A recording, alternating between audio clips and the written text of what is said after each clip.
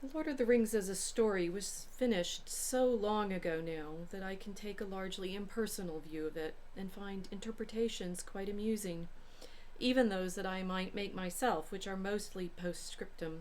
I had very little particular, conscious, intellectual intention in mind at any point. Asterisk. Take the Ents, for instance. I did not consciously invent them at all. The chapter called Treebeard, from Treebeard's first remark on page 66, was written off more or less as it stands, with an effect on myself, except for labor pains, almost like reading someone else's work. And I like Ents now because they do not seem to have anything to do with me. I dare say something had been going on in the unconscious for some time, and that accounts for my feeling throughout, especially when stuck, that I was not inventing but reporting imperfectly, and had at times to wait till what really happened came through. But looking back analytically, I should say that Ents are composed of philology, literature, and life. They owe their name to the Ald Ente Gwerk of Anglo-Saxon and their connection with stone. Their part in the story is due, I think, to my bitter disappointment and disgust from school days with the shabby use made in Shakespeare of the coming of Great Burnham Wood to High Dunsinane Hill. I longed to devise a setting in which the trees might really march to war, and into this has crept a mere piece of experience, the difference of the male and female attitude to wild things, the difference between unpossessive love and gardening. Welcome, I'm Professor Rachel Fulton Brown, and this is The Forge of Tolkien. Asterisk. So here we are in the letter to Auden. Again, we've read from this one several times, and probably the most famous footnote in Tolkien's letters, his asterisk account of how he invented or didn't Ents, right? And it's like, I did not consciously invent them at all. After our exploration of the Notion Club papers, I'm sure you all are now completely familiar with this claim on his part that somehow he's waiting for these stories to come through to him, and that he is not actively, consciously inventing. He's, well, what is he doing, right? And he does give Auden a few hints. Okay, so there was something in my unconscious about trees, and we're going to do a whole episode on trees. This episode is not about trees. But it's about this problem of what he said he was doing with this Ent, right? And he says, I should say that Ents are composed of philology, literature, and life. They owe their name to the Alda. I don't pronounce Old English terrifically well, so bear with me. The Alda Ente Gwerk of Anglo-Saxon and their connection with stone, right? And what's interesting is he does not, in this footnote, translate it's old work of giants, right? And that work of giants has something to do with stone. And for Tolkien, his composition of Ents has to do also with disappointment in Shakespeare, and also something gendered, right, in the proper sense, the male and female attitude towards wild things, the difference between unpossessive love and gardening. This unpacking this footnote is our exercise in this episode. So we start with this problem of what the Eld Ente Gwerk of Anglo-Saxon was. And here Tolkien is referring to a specific poem. I've showed you this book before. It's Craig Williamson's translation of the full corpus of Old English poetry. And I like Williamson's translation very much. He's saving me from my bad pronunciation of Old English, but also translating in a flavor that, at least insofar as I can appreciate the Old English, I think captures it very well. There's an entire tradition of translating Old English, which obviously, Tolkien participates in, and how tricky it is, in fact, to capture that flavor in modern English of what is happening in Old English, particularly since, among other things, modern English doesn't inflect its nouns and verbs terrifically much. And so we have I think I mentioned this in this series. I've been talking a lot about Tolkien in the last few weeks. Look at Owen and my conversation. I just did another video with some friends called the Theological Pugcast, and they wanted me to talk about this series. So, The Forge of Tolkien. That obviously people are hopefully watching and coming into all of these different conversations with what we have in modern English is this Creole, this watered down. I just like watered. Water is a good image, right? It's like this flowing, the watered down. We think of Creole as coming down at the end of the Mississippi River, right, where you have it in New Orleans. But lots of languages are mixes of languages that become easier for mixed populations to speak. English, as we speak it now, is one of those. And Old English wasn't, right? It's a Germanic language and very hard to give the full resonance of in modern English because we've lost so much of its richness. But I think Craig Williamson does a great job. And this is the poem, or at least one of the ones that this is in fact the it's one of the ones that mentions Ents, and it's definitely the one that Tolkien is mentioning in that footnote. And it's the poem known as The Ruin, which is from the Exeter book, and maybe I need to do an episode on the Exeter book. There's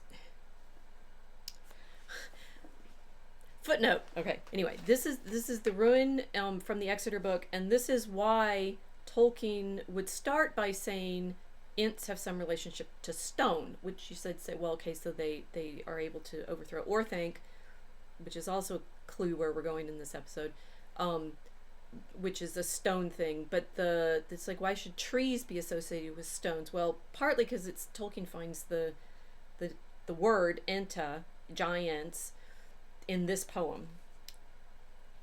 Wondrous are these ancient wall stones, shattered by time, foundations shaken by fate, the old work of giants, crumbled, corrupted, rooftops in ruin, towers tumbled down. Gatelocks lie broken, frost chokes the lime, ceilings sapped with age, the high hall loftless. The mortar is moldy, the master builders are gone, buildings and brave men in the clutch of the grave. 100 generations have passed away, princes and peoples now forgotten. The ruddy wall stones are stained with gray, rocks that have outlived the reign of kings, the crash of storms, the crush of time. Still something remains as a fierce reminder. Walls scored with weapons grimly ground down, the old work of smiths, skillfully wrought, shining and bright, now dull with dust. The mind of the builder crafted a clever idea to bind the walls in circular shapes with strips of wire with rods and rings. The burg halls were bright, the bathhouses beautiful, the gabled roofs grand. The sounds of warriors, their steps and shouts reverberated under roofs. The mead halls were full of wine and revelry, until fierce fate overturned everything. Proud men were slaughtered, a plague attacked, grim death gathered up a whole host of people. Their ramparts were ruined, their halls laid waste, their cities crumbled, warriors were wounded, craftsmen killed, no builder was left alive. The halls grieved and fell, arches angled down, tiles tumbled, red stone hit the ground. Broken piles where once men sang and played the lyre, clothed in splendor, adorned with gold, gladdened with wine, gazing on treasures, shining armor, silver and gemstones, precious jewels.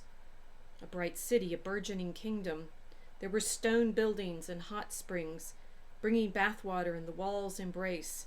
That was convenient as the hot streams poured over the gray stones into a circular pool. A pond in a building, a kingly thing. Now,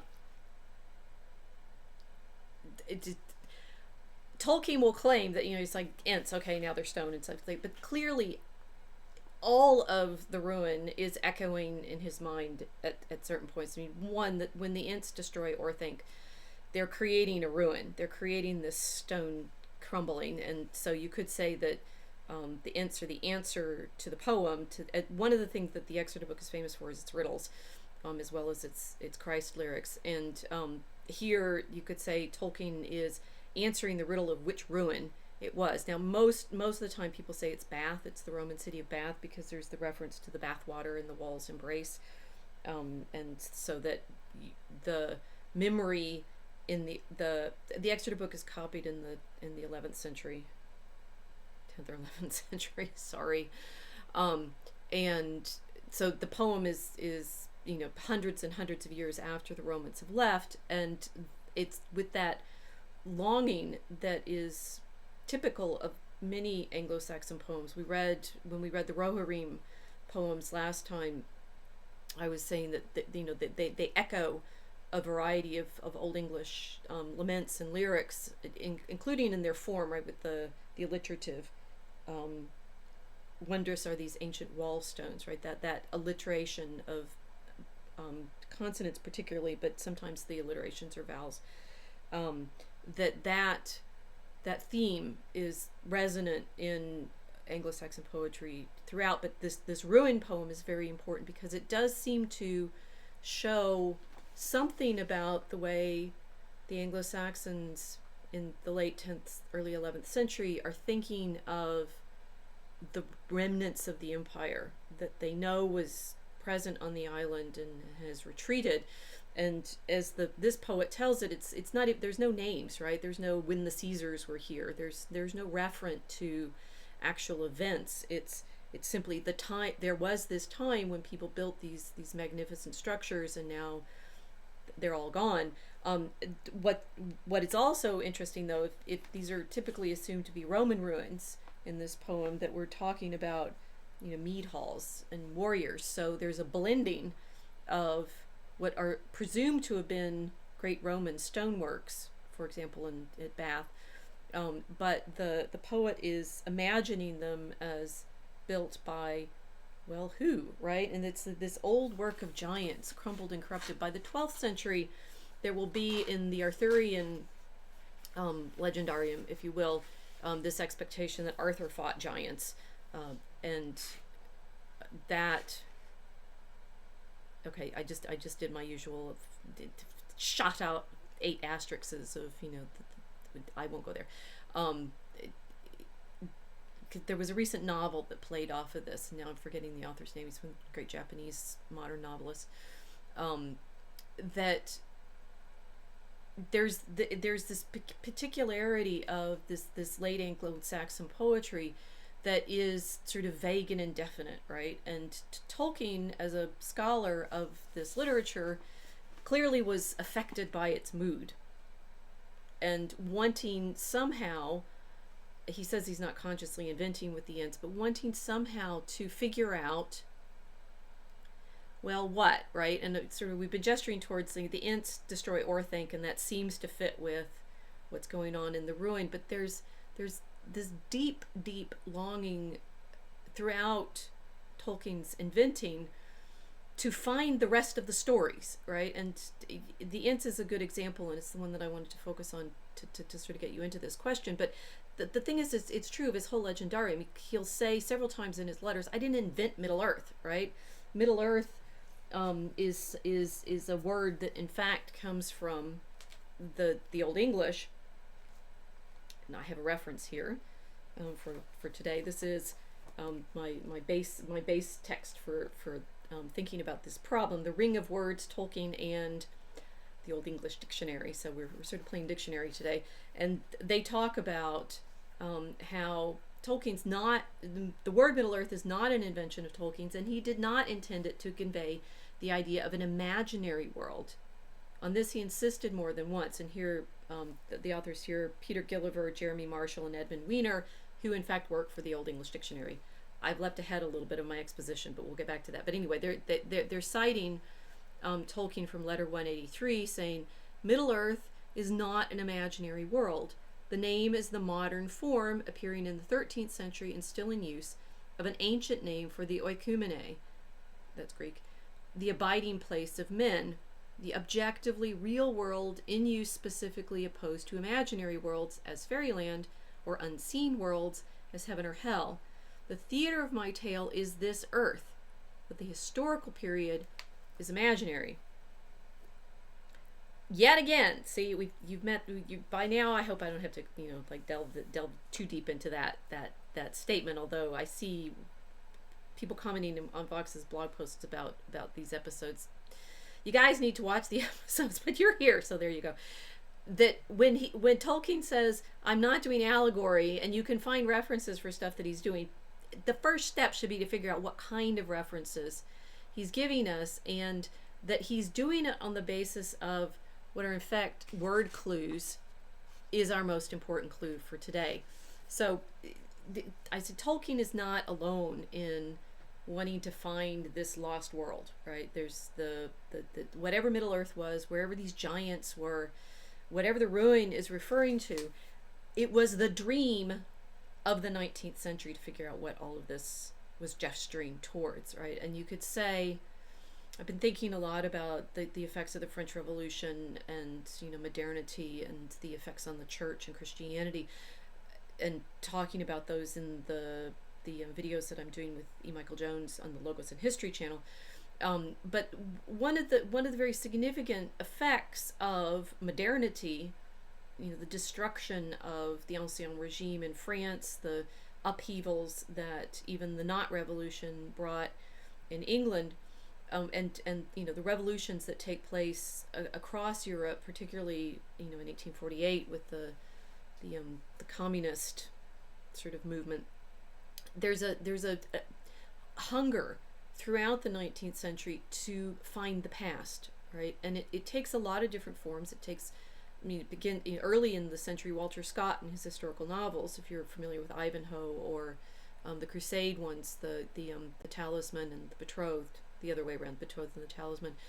That the invention of historical fiction is it's kind of a piece with other fictional forms that are developing, but this deep longing, as Scott talks about, to recover the customs of our ancestors. And how can you do it? You have historical sources, but how do you imagine yourself into the world that, in fact, everybody in the early 19th century is very much aware has been lost, right? It's like Napoleon has romped through the middle of the continent and destroyed governments and disturbed social structures and so forth. And it happens in every country of Europe, and it happens primarily in linguistic groups, right? And so there's two things that come together in this longing. One is for this longing of recovery of who the people had been prior to modernity, and so the stories about them. But there's also this linguistic longing, right? And you can see how I'm trying to. These two streams are coming together very, very powerfully in Tolkien. He's saying, with our asterisk hint with the Ents, that his looking back analytically, I should say that Ents are composed of philology, literature, and life. Well, life could be what he said at the end, the sort of different approaches to men and women to gardening and to the care of plants and to the sort of growth and homesteading. But the philology and literature takes a little more thinking about what does he mean by either of those. Well, one of the great, I've pointed to this previously, one of the great studies of Tolkien, Tom Shippey, and Shippey also did the introduction to Craig Williamson. You see, I'm bringing you, all of these nets come together, right? I'm showing you the big conversation. Shippey shows in The Road to Middle Earth, and further in the, I'm also learning I have to hold these books up a little slower.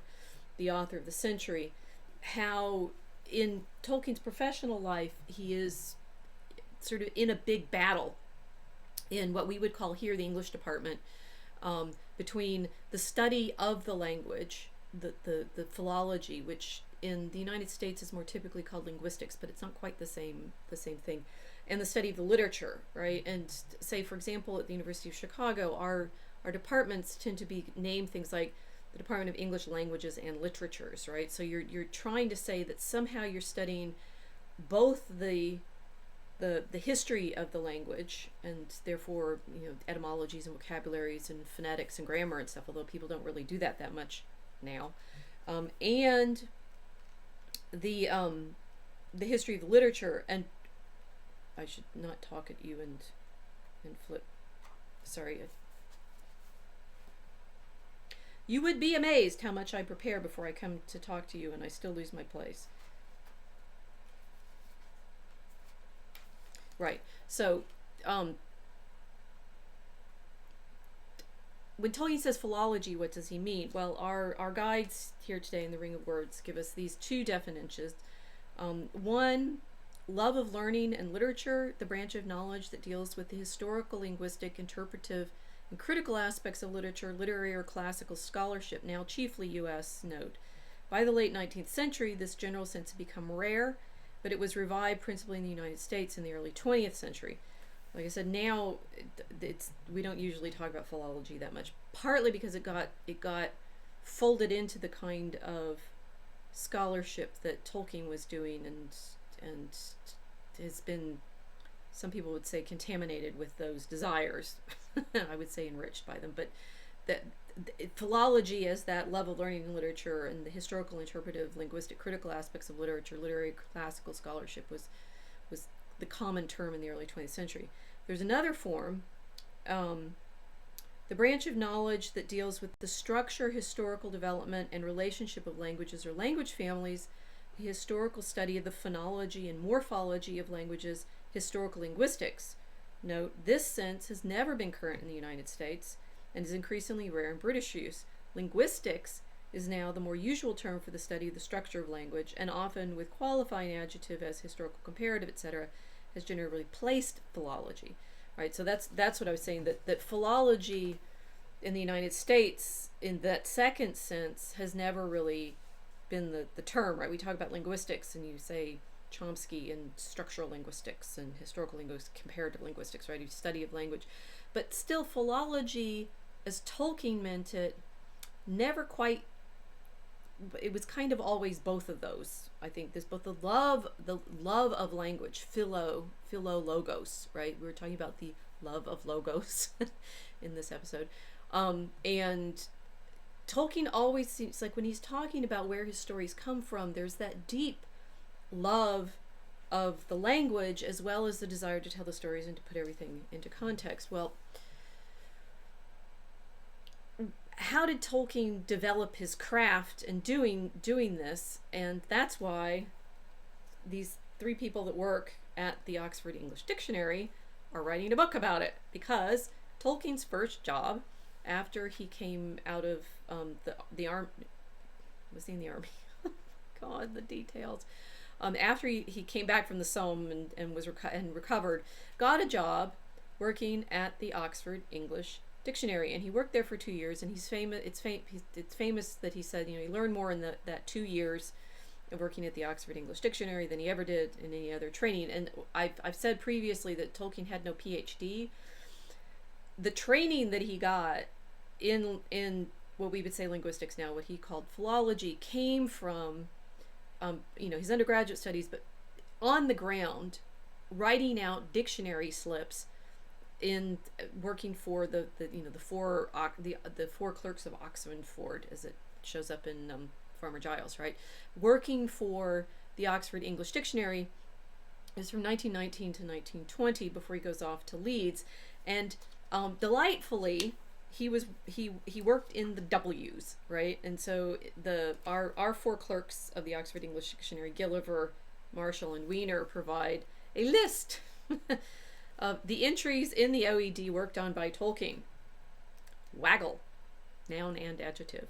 Waggly, wane, waist, waistband, waistcloth, waistcoat, waistcoated, waistcoatier, wasted, waster, wasteless, waist rail, waist tree, wait a bit, waiter, waitership, waiting, noun and adjective. Waiting maid, waiting man, waiting room, waiting woman, waitress, wake, noun and verb. Wake robin, wake wort, waldened, wallop, noun and verb, walloper, walloping, noun and adjective, walm, noun and verb, walming, walnut, walrus, wampum, wampum pig, wan, noun, adjective, and verb.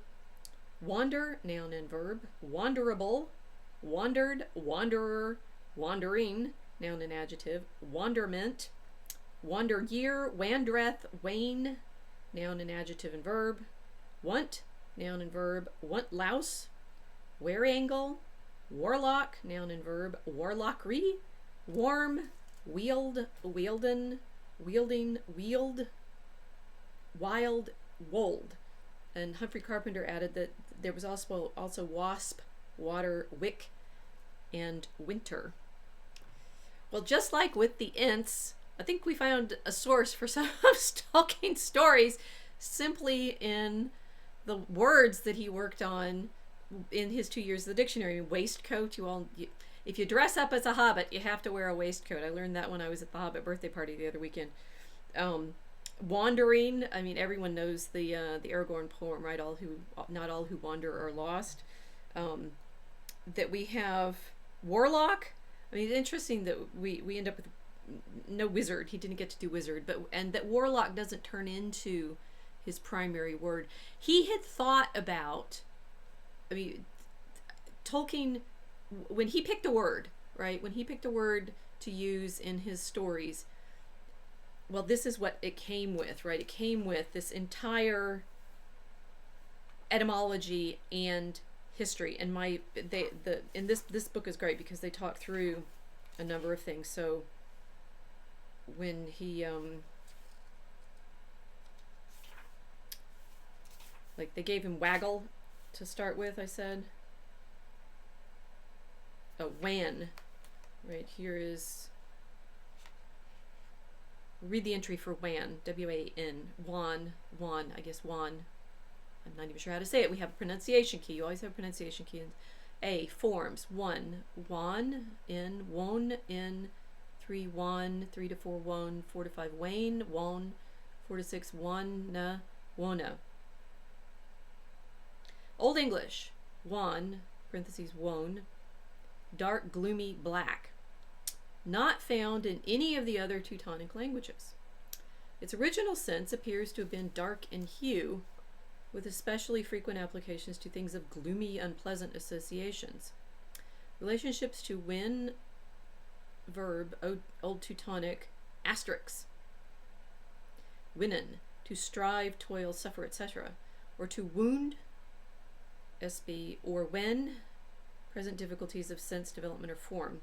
Relationship to wane, etc. is possible. Confer Celtic, asterisk. 1-0. Old Irish, fun, Welsh, Gawain, faint, weak, feeble. But association of the two words in later Middle English and Modern English periods is more probable than ultimate connection. In addition to this association, the application to heavenly bodies, when obscured or when compared to others, more bright, possibly aided the general application to pale things. The application to the human face, etc., when of unwholesome or unusual color, through various emotions, disease, or death, also provided a possible occasion of sense change. The senses livid, sallow, and pale, sickly, are often indistinguishable. Okay, I was going to tell you about walnut, but I think falling on wan is actually more appropriate since we're going to be talking about the moon. Do you want me to keep going? I'm going to keep going. All right, so that's just the etymology, right? And we have the information that the word wan, although has an Old English form, is not found in any of the other Teutonic languages. I wanted to tell you about walnut because it has a very complicated and lovely etymology. It has forms in Old English, West Frisian, North Frisian, Middle Dutch, Middle Low German, German, Old Norse, Norwegian, Swedish, Danish. And the first element is, this is for walnut, Old Teutonic, asterisk, I don't know how to say that. Old English whale, Old High German walla, Welshman, Celtic or Roman form. Maybe I will tell you about walnut, but the point being that we have these interesting forms that, although one has this Old English form and not found in any other Teutonic language, the entry suggests an old Teutonic asterisk went in to strive to, do you know what that asterisk means? Well, the entry will go on and say lacking light or luster, dark-hued, dusky, gloomy, dark, obsolete, chiefly poetic, and then give you some examples of the use with dates. Beowulf 702, Kom on Wanra nicht skriven Shea du Ganga. You're going to have to look at Michael Drout's pronunciations of all this.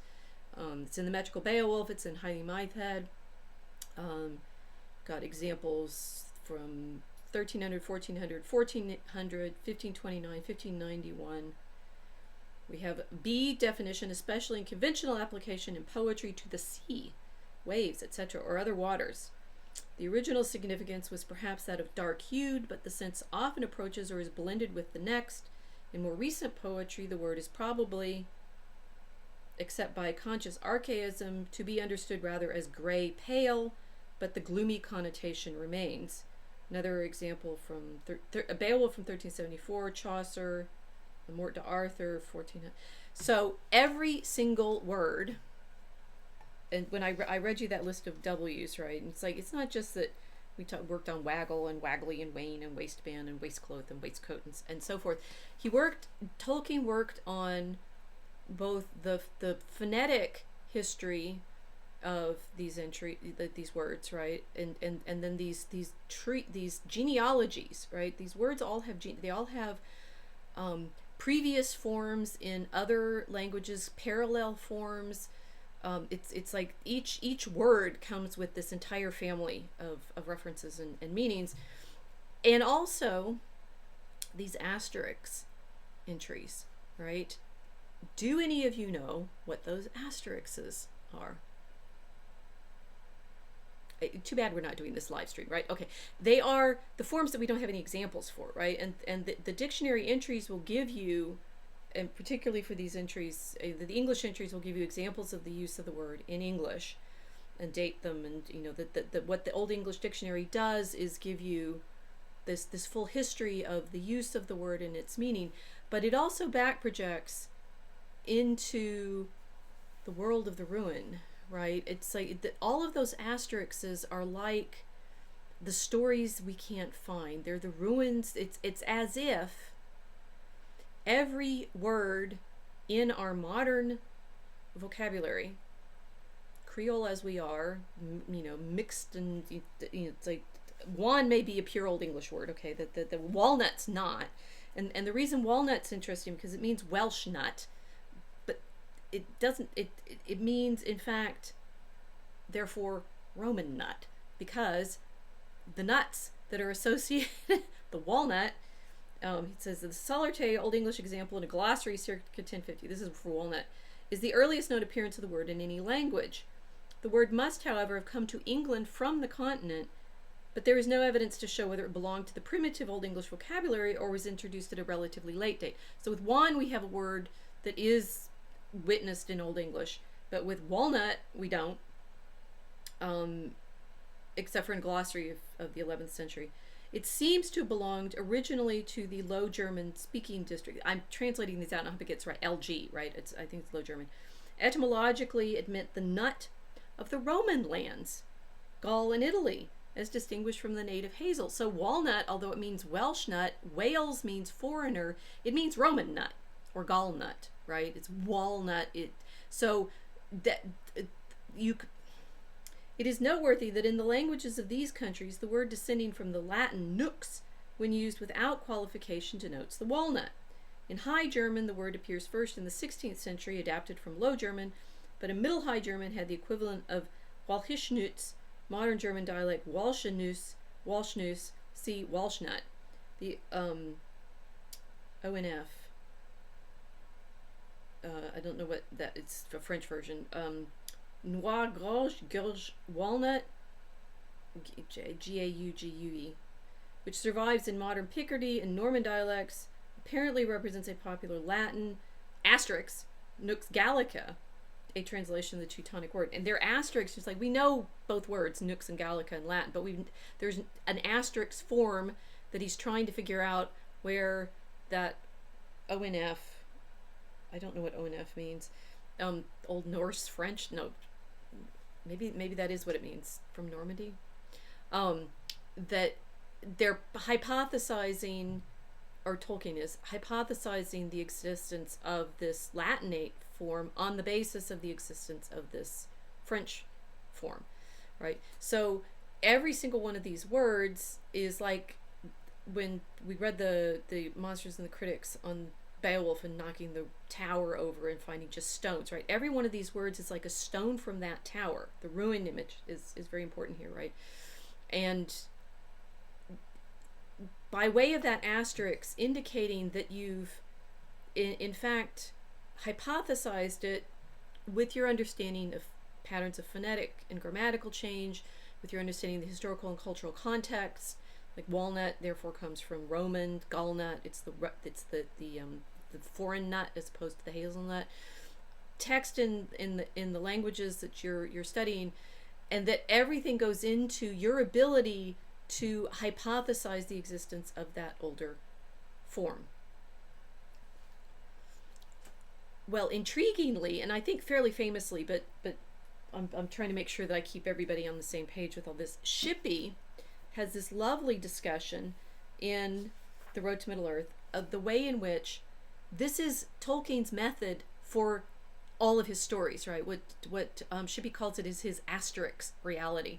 Remember on fairy stories, which we haven't talked about yet, Tolkien talks about the relation. Well, we talked a little bit about it, the relationship between primary reality and secondary reality, and that fairy is meant to be the secondary reality. Well, but Tolkien says, he doesn't want Middle-earth to be secondary reality. There are aspects of secondary reality in Middle-earth, Lothlorien, for example, if it's fairy, but Middle-earth itself, all of the stories of Middle-earth are, in fact, this asterisk reality. It's a historical reality.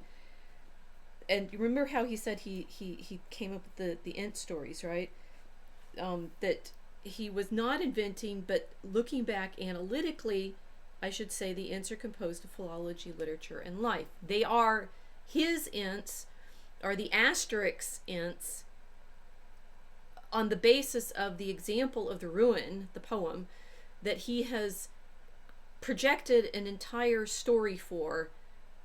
And it means that the Lord of the Rings becomes the Lord of the Rings, the whole thing, and particularly for the Ents, the chapters on the Ents, are the asterisk form of whatever has survived into the present of remnants of these stories. So in fact he's doing it.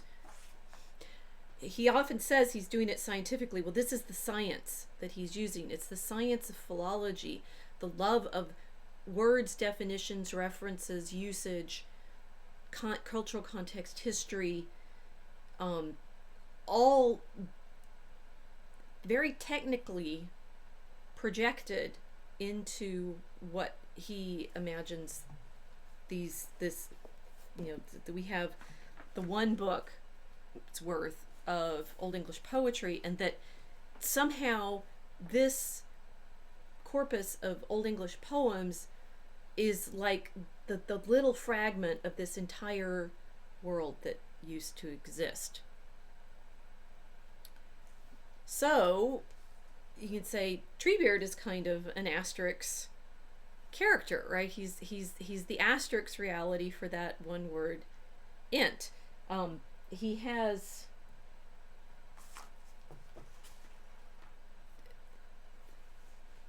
intriguingly, potentially other sources, and there's this. So I've taken you through all this problem of these definitions of words and so forth, and there's the Ent. There's other places in more recent literature that Ents are mentioned, and here this is again our Oxford English Dictionary, guys. In Old English, this is for Ents, there were at least two inherited terms meaning giant: Eoten and Ent. An Eoten, O-E-D, Eton, E-T-E-N or E-T-T-I-N, was a being hostile to humans. The name is cognate with the Norse Jotun, which denotes the inhabitants of Jotunheimer, see Middle Earth, the giants against whom the gods fight. And Sir Gawain, here's our other referent, right? We're going to be reading from Tolkien's translation of Sir Gawain. So we have two sources for Ent. One's the Ruin, and the other is Sir Gawain. And Sir Gawain, the Green Knight, on his first appearance is described as half-etain, a variant spelling of the same word. The word comes down to early modern English with all the unfavorable connotations of folk-tale flesh-eating giants. Tolkien uses it in the place names Etten Moors, a area frequented by trolls, which implies that inhabitants of Middle-earth used Etten as a synonym for troll. Okay, so considering that Tolkien is going to have created his characters out of the same kind of exercises that he used to write those dictionary entries, we've looked at the Ruin. Right now, let's bring in a little Sir Gawain and the Green Knight. And this is a poem that's written in the 14th century. We still have the English poetic practice of writing alliteratively, and so when Tolkien translates it out of the Middle English, he's using that in his own version. Now that you're aware from his dictionary work how precisely he's going to pick every single word, consider that he's doing it in everything he's writing, right? He's always paying very, very close attention to his words. Here is his description of, or some of it. It goes on for several pages, but let's look a little bit. Okay, so and remember too, I mean, this is an interesting, and I'm watching a lot of Owen lately because maybe you've guessed where this episode's going to. When he talks about time not feeling linear, I totally with that constantly, in the sense of you keep finding echoes and references and time just sort of folding in on itself. Well, we were just talking about the Ruin and the singing and the mead hall, right? Well, that's where this scene happens in Sir Gawain, that we're at King Arthur's court at Christmas, and they've been having stories, and Arthur always says he doesn't eat until he's had some sort of marvel shown to him, and happily the Green Knight shows up. For hardly had the music but a moment ended, and the first course in the court was as was custom been served, when there passed through the portals a perilous horseman, the mightiest on Middle Earth, in measure of height. From his gorge to his girdle, so great and so square, and his loins and his limbs so long and so huge, that half a troll upon earth I trow that he was, but the largest man alive, at least I declare him. And yet the seemliest for his size that could sit on a horse, for though in back and in breast his body was grim, both his paunch and his waist were properly slight, and all of his features followed his fashion so gay in mode. For at the hue men gaped aghast, and his face and form that showed, as a fey man fell he passed, and green all over glowed. All of green were they made, both garments and man, a coat tight and close that clung to his sides, a rich robe above it all arrayed within, with fur finely trimmed, showing fair fringes, of handsome ermine gay, as his hood was also, that was lifted from his locks and laid on his shoulders, and trim hose tight drawn of tincture alike, that clung to his calves, and clear spurs below, of bright gold on silk broideries, banded most richly, though unshod were his shanks, for shoeless he rode. And verily all this vesture was of verdure clear, both the bars on his belt, and bright stones beside, that were richly arranged, in his array so fair, set on himself and on his saddle upon silk fabrics. It would be too hard to rehearse one half of the trifles that were embroidered upon them, what with birds and with flies, in gay glory of green, and ever gold in the midst. Very gay was this great man, guised all in green, and the hair of his head with his horse's accorded, fair flapping locks enfolding his shoulders, a big beard like a bush over his breast hanging, that with the handsome hair from his head falling was sharp shorn to an edge, just short of his elbows, so that half his arms under it were hid, as it were, in a king's capadoche that enclosed his neck. The horse is also green, and all its accoutrements are beautiful. So notice that on the one hand, he's and there's I should never close myself. He's got a beard like a bush, right? So he's green, and he's Ent-like in certain respects, as in the stories, because he's bristly and thorny and enormous and barefoot. But on the other hand, the Green Knight is a knight, and so he's covered in gemstones and embroidery, and everything that he has is beautifully wrought. Remember that Tolkien kept saying that when he's thinking of the Ents, he's thinking both of the old English poem and of his disappointment with Shakespeare. He's also very, very familiar with Sir Gawain and the Green Knight, and so he is thinking through all of the different characteristics that these giants might have. And of course, one of the very fascinating things that happens in Sir Gawain and the Green Knight is the test of chastity that the Green Knight ends up giving Gawain. There's a big competition and a test and a game, right? But the theme is this testing that, to a certain extent, Tolkien sort of alludes to in his footnote about the attitude towards wild things, right? Well, the Green Knight's green, and one of his major occupations in the poem is to hunt. But he also sets his wife to test Gawain on whether, he'll let her seduce him, as it were, and Gawain keeps his chastity but not his courage, that he takes a gift from her to protect himself against the Green Knight. And that whole sort of sexual tension is extremely important in Sir Gawain, and of course in the telling of the Ents, right? That the most poignant element of Treebeard's story is that they've lost the Ent wives, that they've lost connection with their female counterparts, and that tension of fertility and loss, and sort of what does it mean for the Ents, which are tree shepherds, to be able to take care of their plants, and to have lost the Ent wives who take care of. We're going to have a whole episode on that. Right now we're worrying about words and stories and asterisk reality. And I'm wanting to show you that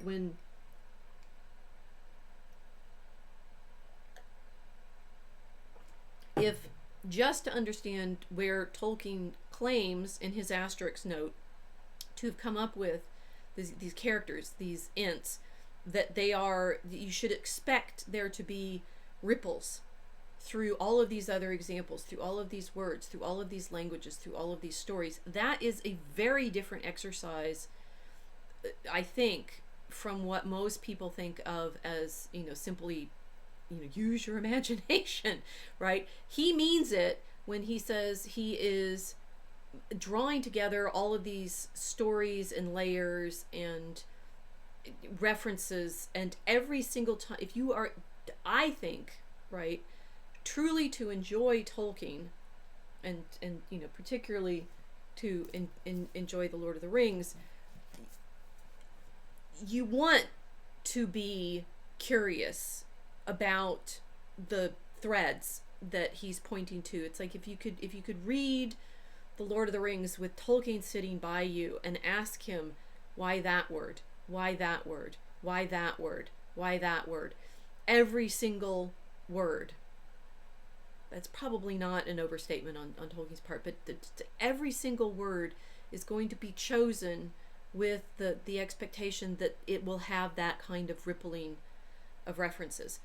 And that, so some of the things that we think of as most sort of, whimsical or fairy tale like giants, right, his Ents, actually are fairly well rooted, if you were.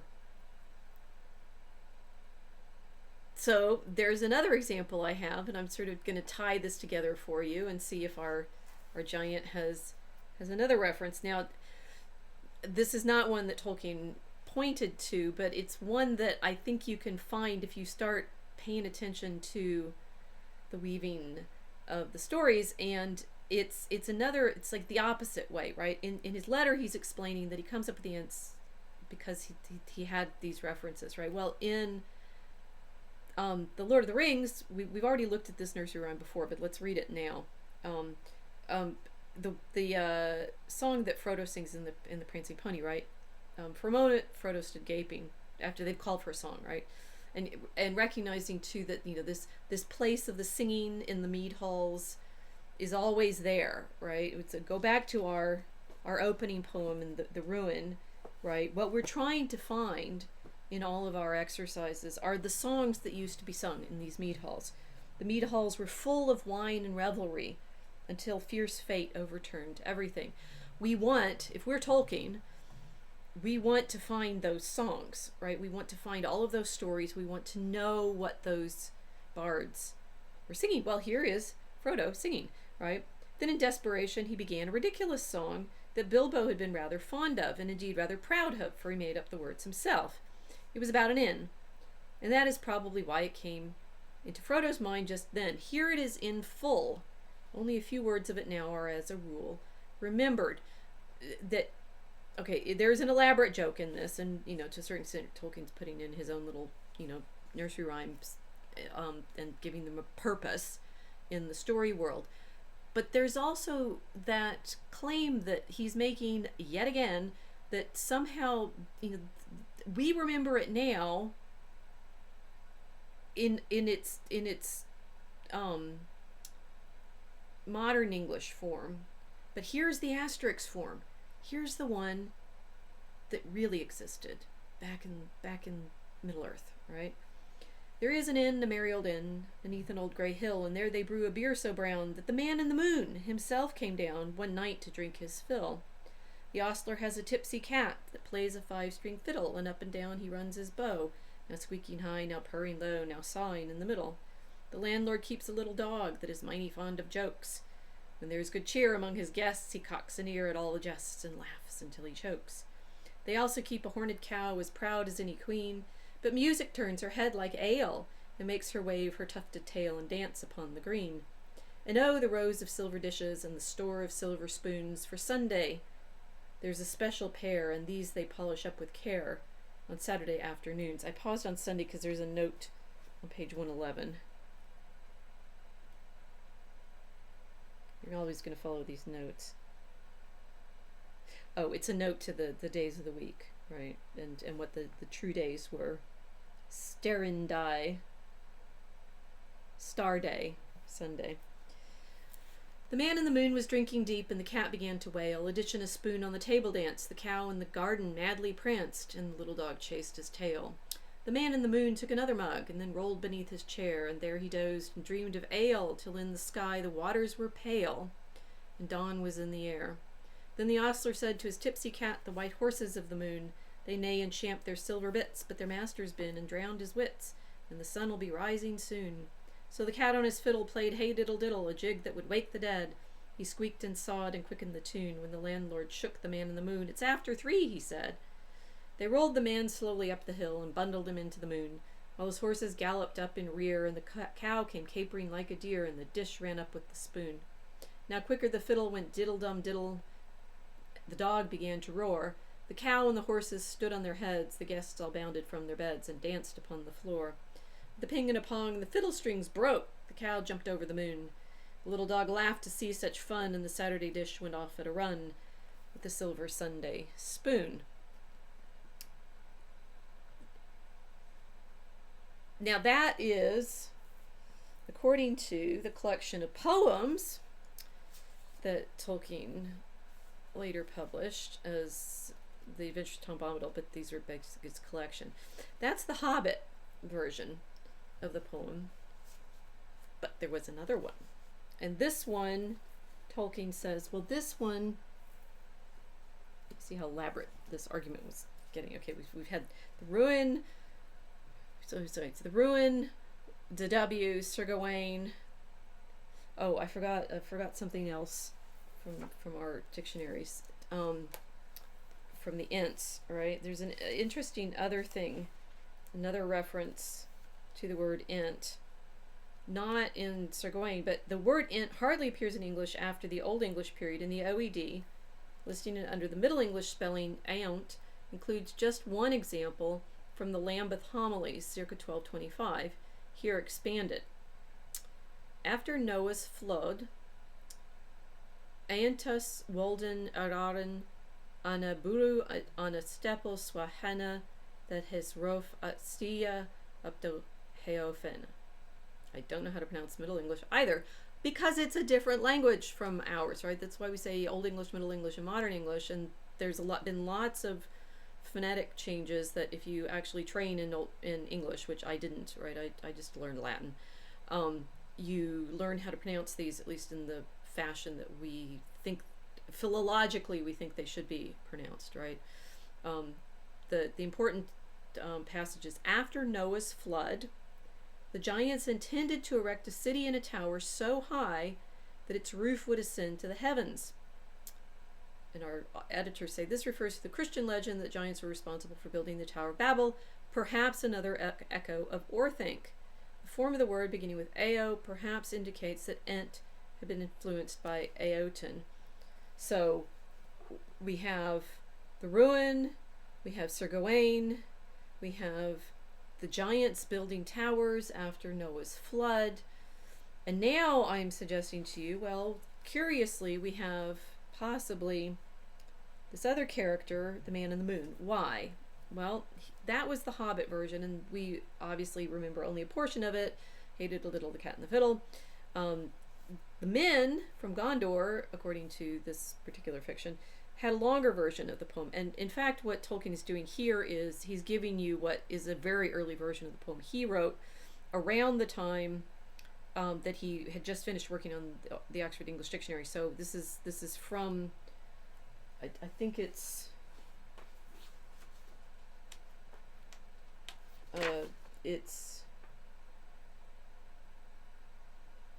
he first wrote it in 1915, first published it in 1923, and then revised it. But so this is a poem that comes from that very early period, and therefore is going to be definitely in the moment when Tolkien is learning how to do all of those word histories, right? And it's a little longer, but this is the asterisk version, asterisked. The Man in the Moon had a silver shoon. I'll start again. The Man in the Moon had silver shoon, and his beard was of silver thread, with opals crowned and pearls all bound about his girdle stead. In his mantle grey he walked one day across a shining floor, and with crystal key and secrecy he opened an ivory door. On a filigree stair of glimmering hair, then lightly down he went, and merry was he at last to be free on a mad adventure bent. In diamonds white he had lost delight. He was tired of his minaret, of tall moonstone that towered alone in a lunar mountain set. He would dare any peril for ruby and beryl to broider his pale attire, for new diadems of lustrous gems, emerald and sapphire. He was lonely too, with nothing to do but stare at the world of gold, and hark to the hum that would distantly come as gaily round it rolled. At plenilune in his argent moon, in his heart he longed for fire, not the limpid lights of waned Selenites, for red was his desire, for crimson and rose and ember glows, for flame with burning tongue, for the scarlet skies and a swift sunrise when a stormy day is young. He'd have seas of blue and the living hues of forest green and fen, and he yearned for the mirth of the populous earth and the sanguine blood of men. He coveted song and laughter long, and viands hot and wine, eating pearly cakes of light snowflakes and drinking thin moonshine. He twinkled his feet as he thought of the meat of pepper and punch galore, and he tripped unaware on his slanting stair, and like a meteor, a star in flight, ere Yule one night, flickering down, he fell from his laddery path to a foaming bath in the windy bay of Bell. He began to think lest he melt and sink, what in the moon to do, when a fisherman's boat found him far afloat, to the amazement of the crew. Caught in their net, all shimmering wet in a phosphorescent sheen, of bluey whites and opal lights and delicate liquid green. Against his wish with the morning fish they packed him back to land. You'd best get a bed in an inn, they said. The town is near at hand. Only the knell of one slow bell, high in the seaward tower, announced the news of his moonsick cruise at that unseemly hour. Not a hearth was laid, not a breakfast made, and dawn was cold and damp. There were ashes for fire, and for grass the mire, for the sun a smoking lamp. In a dim back street, not a man did he meet, no voice was raised in song. There were snores instead, for all folk were abed, and still would slumber long. He knocked as he passed on doors locked fast, and called and cried in vain, till he came to an inn that had light within, and tapped at a window pane. The drowsy cook gave a surly look, and said, "What do you want?" said he. "I want fire and gold, and songs of old, and red wine flowing free." "You won't get them here," said the cook with a leer, "but you may come inside. Silver I lack, and silk to my back, maybe I'll let you bide. A silver gift the latch to lift, a pearl to pass the door, for a seat by the cook in the inglenook it cost him 20 more. For hunger or drouth not passed his mouth, till he gave both crown and cloak, and all that he got in an earthen pot, with broken and black with smoke, was porridge cold in 2 days hold, to eat with a wooden spoon, for puddings of Yule, with plums, poor fool, he arrived so much too soon, an unwary guest on a lunatic quest from the mountains of the moon." Now that, one, should tell you Tolkien got better. And two, the sort of whimsical fairy character of these early poetry tends to make most people feel a little embarrassed that he is, I mean, he's using words like minaret still, and moonshine, and it's all about all these gemstones, right? And if he'd been reading enough poems like Sir Gawain, right, you get medieval poetry is just full of gems and gemstones, and that also features in the significance of the Silmarils, that, you know, heavenly Jerusalem is covered in gemstones. But here it's the man in the moon is surrounded by gems and gemstones, but what he wants most is to come down and have an adventure, and two, enjoy the stories, and you know, he thinks of meat, and he coveted song and laughter long, and viands hot and wine, right? He wants all of this storytelling. He wants to be in that mead hall with the songs and the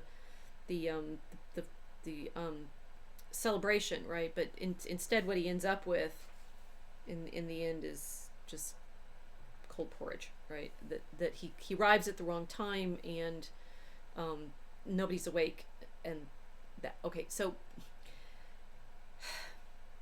how many layers are we going to credit Tolkien with here? Well, what's interesting is that sort of, have you ever wondered about why we talk about the man in the moon? And what medieval traditions that particular, the man in the, it's like, "Hey diddle diddle, the cat and the fiddle, I've lost my poems again. I'm going to start singing in rhyme, just like Tom Bombadil, if only I could." That they rolled the man slowly up the hill and bundled him into the moon, while his horses galloped up in the rear. So the man in the moon coming down too soon and getting drunk is in Bilbo's song that Frodo sings in the inn, right? So the cat on the fiddle played "Hey diddle diddle," a jig that would wake the dead. He squeaked and sawed and quickened the tune, while the landlord shook the man in the moon. It's after 3, he said. So Tolkien, he's going to refer in one place to a poem that's from another place, and he's going to make these references. His whole legendarium works in the same way that those dictionary definitions did, right? They're constantly referring to other parts of the legendarium, and I think, there's a sort of scriptural practice in this, that you're showing the weave of all of the different stories, right? But where does that man in the moon imagery come from? Well, happily, Thomas Hunniger did an excellent essay on the man in the moon structural depth in Tolkien, and trying to show that this game that Tolkien played with, here's "Hey diddle diddle" in the version that Frodo sang it in the Prancing Pony, and we only have a portion of it, and here's the fuller version, and that fuller version actually refers to this other poem that Tolkien wrote when I was younger, but now I'm going to credit it in the edition of this. He claims that the jeweled version of the man in the moon coming down and ending up with only porridge it's from Gondor. He says,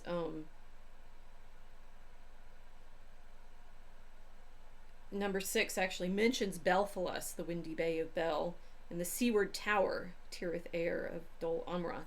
So that Tolkien's imagining that, or maybe who knows, right? It's like, is he, after the fact, trying desperately to weave these all together, or was he always doing it all along in this fashion that he was trained to do at the dictionary of tracing stories through singular words, right? Like we get walnut gives us the Germanic people's encounters with the Romans. Okay, so the man in the moon gives us an encounter with, well, what? It's a legend that we know of from the earliest English writer that we know of to mention the man in the moon,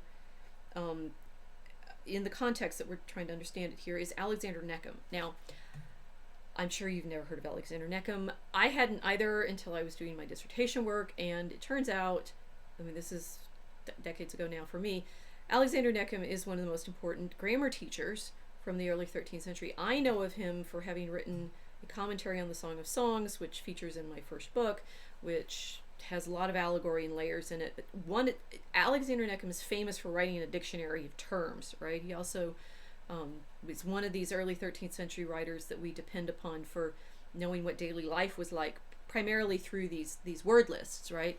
And he also wrote a treatise on the nature of things, De Naturis Rerum, and in chapter 14 of De Naturis Rerum, he has an entry on De Macula Lunae, about the mark or blemish on the moon.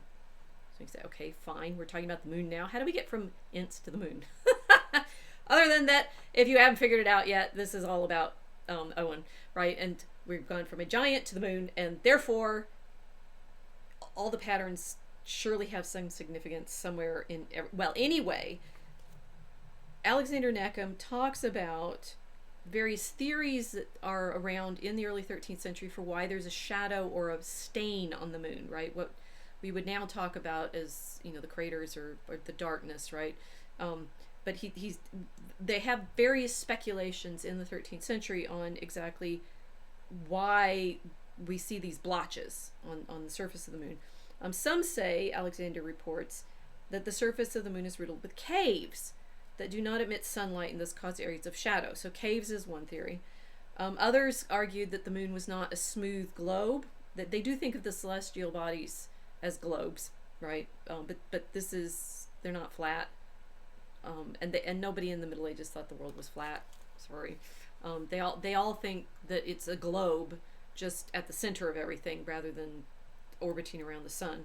But the moon is also assumed to be round, but they're worrying about why it's got those dark patches, because if it was smooth, surely it would just be shiny and perfect, right? And it's not. So the argument is the moon is not a smooth globe, but that it has parts that protrude and others are concave and therefore not reached by the sunlight. So mountains, as it were, right? And that in Tolkien's poem, when the man in the moon comes down too soon, right? From the mountains of the moon, right? That there's the medieval tradition talks about this problem of why the moon seems to have shadows.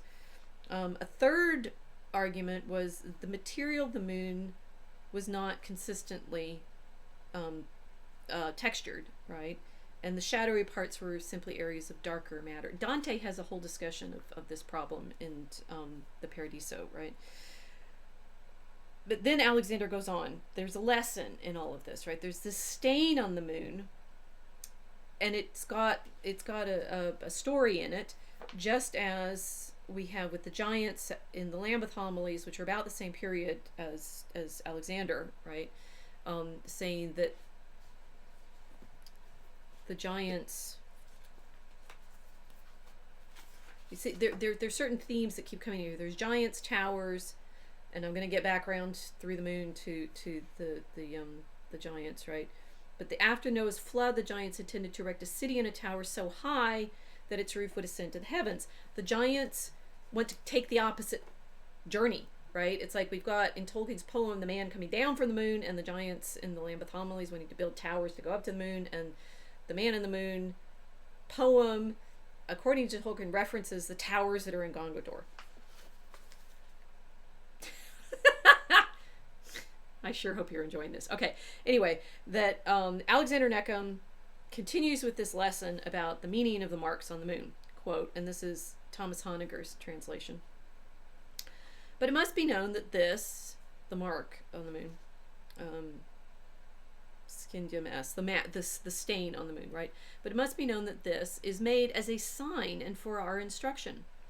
As a consequence of the misdeed of the first parents, it's Adam and Eve, all planets and stars have endured a loss of splendor.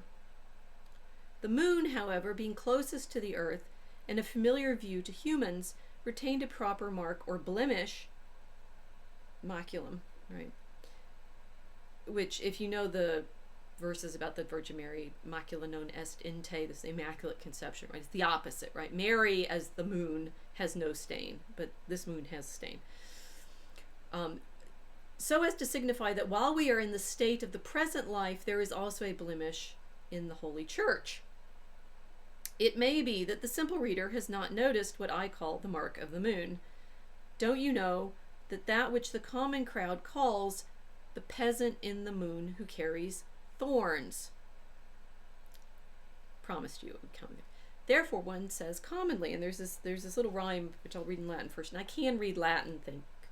Thank you, Mr. Mitch, who taught us all how to read the classical pronunciation. I don't do the ecclesiastical pronunciation. I do the Ciceronian Texan pronunciation that Mike Mitchison taught us. But anyway, rusticus in luna quim sarcina deprimit una, monstrat per spinas nulli prodesse rapinus, which translates, the peasant in the moon, whom a certain bundle weighs down, illustrates through the thorns that stealing is never profitable.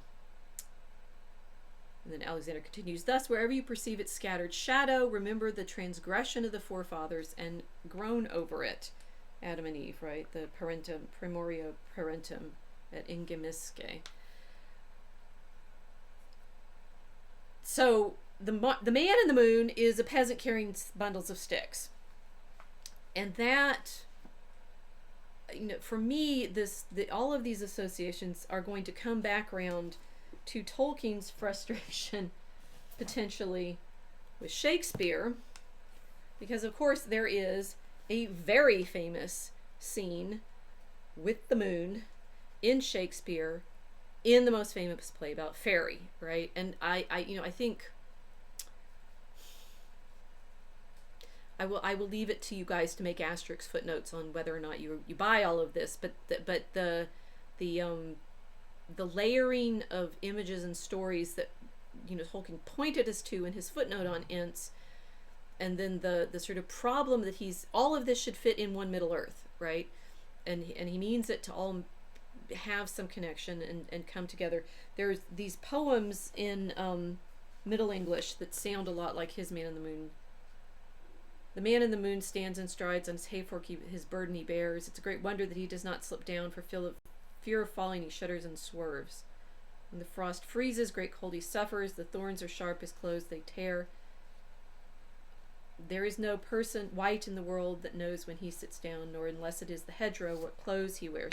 There is this association in the Middle English poetry, that's from Harley Manuscript 2253, of the moon and this bristly thorn character, right, and a dog, right? And this is the scene from A Midsummer Night's Dream when the rude mechanicals are dressed up to perform for Pyramus and Thisbe, the king and queen, their little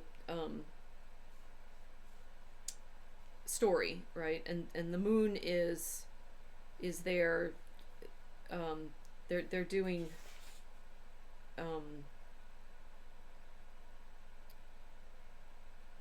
they're doing Pyramus and Thisbe, and they're doing it for Theseus. Oh my God.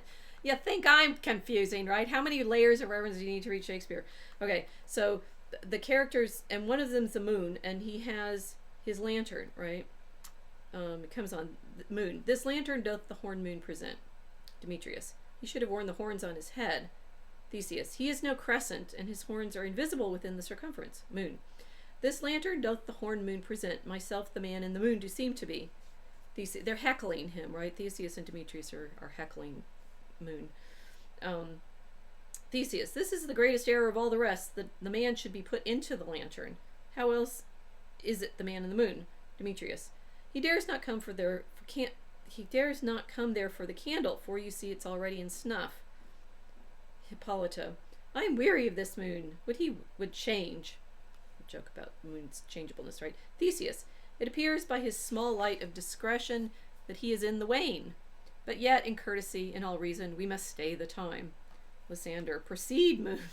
The moon by this point is just like, oh my gosh, stop talking. All I am is the moon. Moon. All that I have to say is to tell you that the lantern is in the moon, I the man in the moon, this thorn bush my thorn bush, and this dog my dog. Demetrius, why all these should be in the lantern, for all these are in the moon, but silence, here comes Thisbe. That there is, I think, in Tolkien's use of the Hey Diddle Diddle, the nursery rhyme, that desire to show us how our stories, because we know Hey Diddle Diddle, our stories are connecting with his stories. He wants, therefore, the hobbits who meet the Ent, and they've been talking about the Ents in the Shire, right? He wants the hobbits who meet the Ents. The hobbits know our poem somehow, but they have the fuller version of it.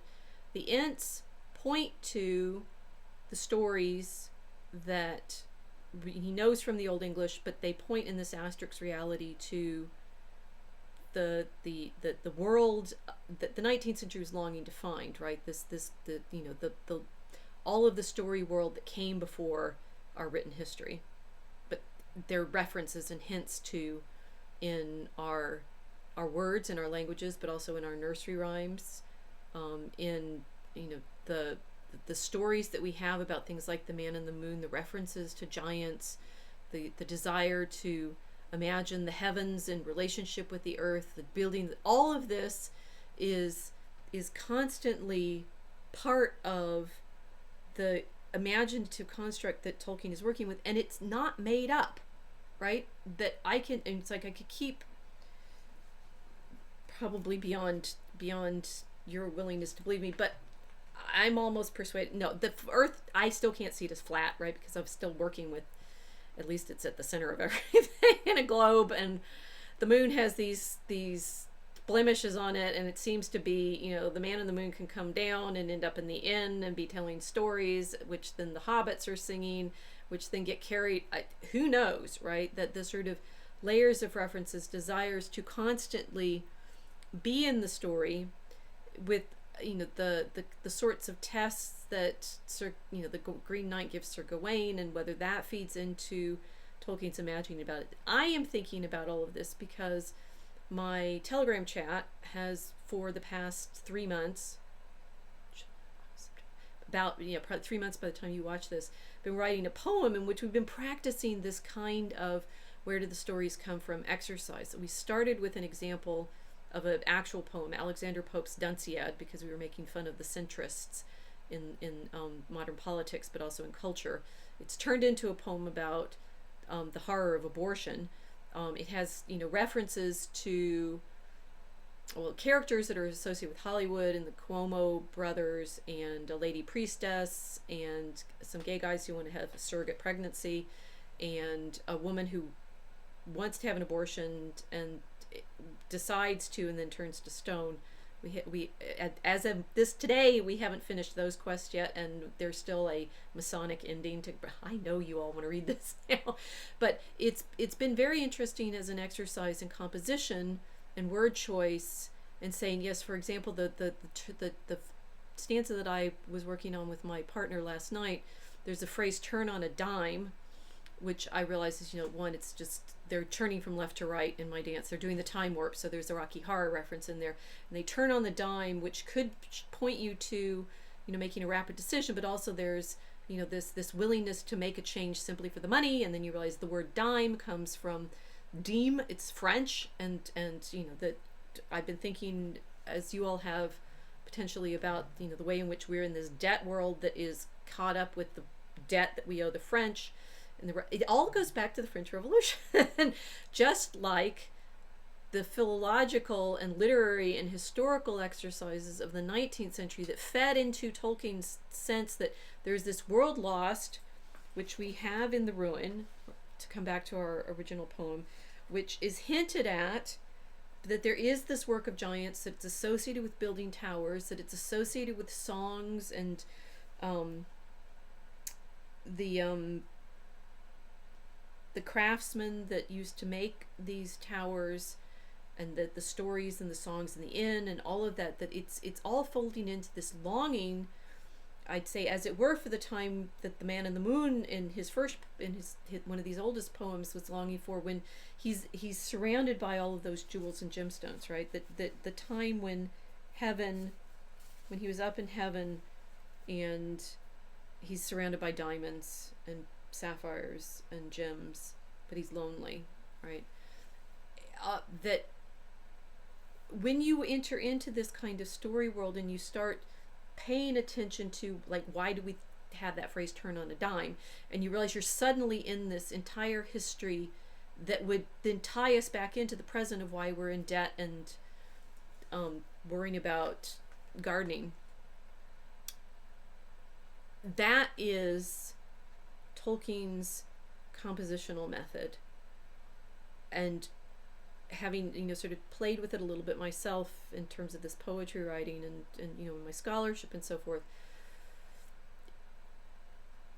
it's hard not to feel that you're not inventing it after a while, right? When it's just like, that's the right word for this particular moment, and I'll go back and figure out why it was that word that came to me and the story that it told me. And I think that's what's happening with both, Tolkien's imagining through the Ents, but then also his moon stories and the towers, and they're meeting at the tower stories. The Ents have a tower story, the moon has a tower story, and that he's always trying to understand that exercise of,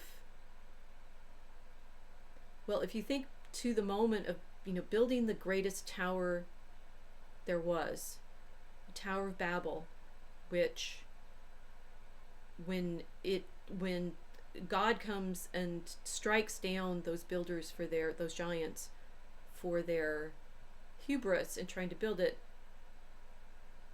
scatters the world into all of the languages that we now speak. And we are always trying to find the way back to that moment in which all of the stories were one. I did not plan to end there. That's where the story took me. And I hope you all have enjoyed the journey. Thank you for joining me. Good luck with your own asterisks hunting. To be continued.